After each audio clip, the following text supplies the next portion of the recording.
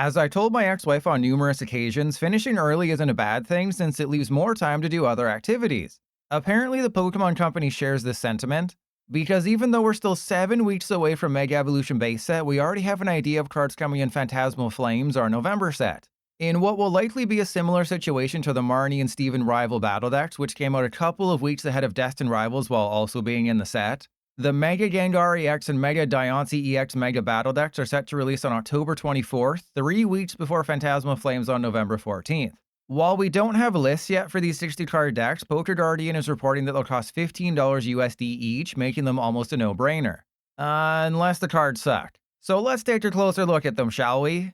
Mega Gengar EX is a Stage 2 Dart type with 350 hit points. Unfortunately, it also has a fighting weakness in a world where Mega Lucario appears to be a real threat. Gengar's attack also isn't one-shotting Evolution EXs, as it does just 230 damage for 2 Darkness Energy. However, you do send one of those energy to a bench Pokemon, potentially preserving it provided Gengar gets pulverized. But the ability is the main selling point. If Mega Gengar is in play, your opponent takes 1 fewer prize card if they knock out any of your Dark types through damage with an EX. Since the ability works on itself, Mega Gengar will only give up 2 prizes against someone like Mega Lucario instead of the usual 3. This opens up a world of possibilities, like when I discovered that my foot can fit inside the peanut butter jar. Now all of a sudden Phantasmal EX gives up a single prize card if they target it with an EX. Or you could pair Gengar with Charizard, who will now give up just 1 prize. Gengar also makes the Roaring Moons better, especially since all of them can use Janine's Secret Fart for energy acceleration, while the moons also have Sawda's Vitality. Basically, any Dart-type Pokemon you can think of improves with the release of Mega Gengar. And don't forget that you can use the annoying Gengar EX alongside the Mega version because Mega Evolution in the TCG makes no sense. I'm sure we'll also see decks featuring Baby Petulant because guess what? The damn thing gives up 0 prizes if you have Mega Gengar in play. And Petulant EX is now a single prize liability who offers up free switching for your Dark types plus a late game attacker who can deal 300 damage for 2 energy. Oh, and don't forget about 151 Wheezing. When that guy's knocked out by damage, a coin is flipped. If heads, their active is KO'd. So you can potentially force them to knock out like 69 Wheezing, taking 0 prizes in the process, and you might win the entire game by simply getting head. One downside to the Mega Gengar line is the previous evolutions. The new Ghastly has the all-important 70 hit points, but the attack is useless. Temporal Force's Ghastly only has 60 hit points, but it can potentially discard an energy. And Haunter is fine, boasting 100 hit points and a 40 damage attack for 1 energy. The 2 old Dart-type Haunter have 90 or 80 hit points and 2 energy attacks to either poison or sleep. So yes, more HP is good, it's just that the attack kinda sucks. One way to alleviate Mega Gengar's disappointing 230 damage is with Binding Mochi. Switch it into the active with Petulant, poisoning it in the process, then deal 270.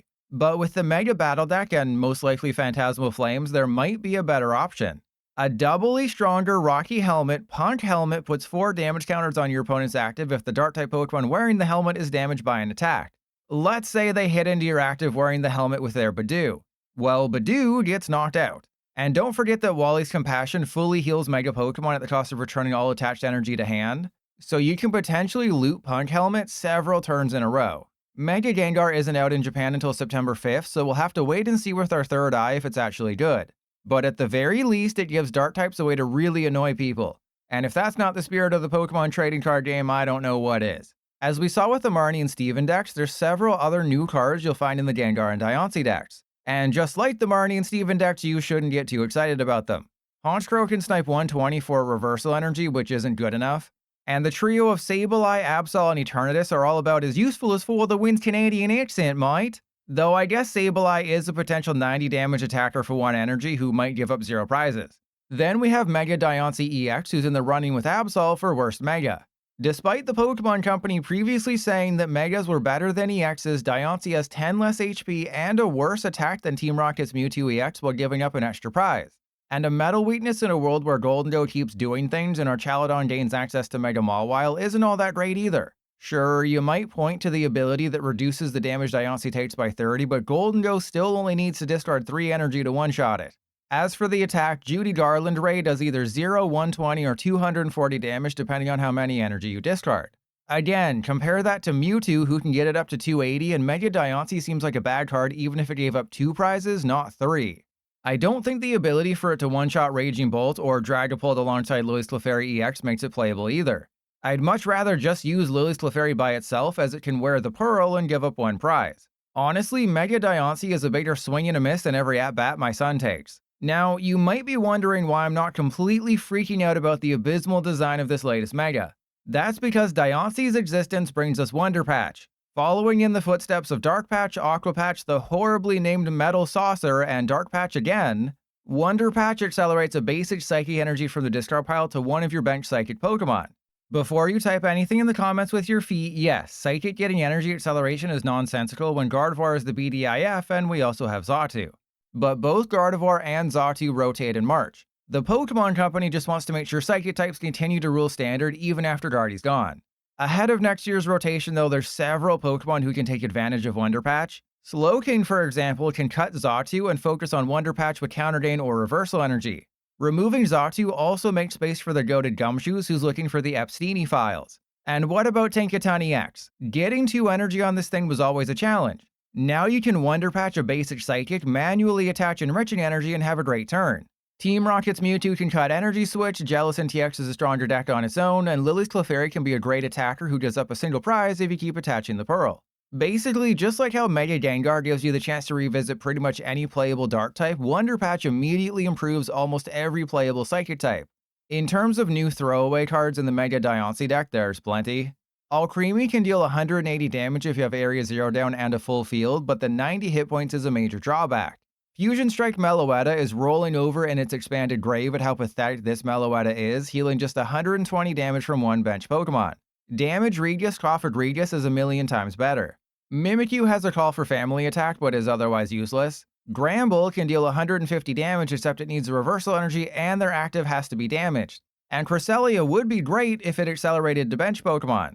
Since it only attaches to itself, well, that's not awesome. Of course, when it came to Marnie's Grimmsnarl and Steven's Metagross, I was wrong. Or more accurately, Japanese players were wrong. Metagross was clearly the better card on paper, so I made a video saying just that. But then they went and discovered that Frostlass is the perfect partner for Grimmsnarl and Metagross is trash, meaning I now have to read comments every week about how that video aged more poorly than Opal from Sword and Shield. So you know what?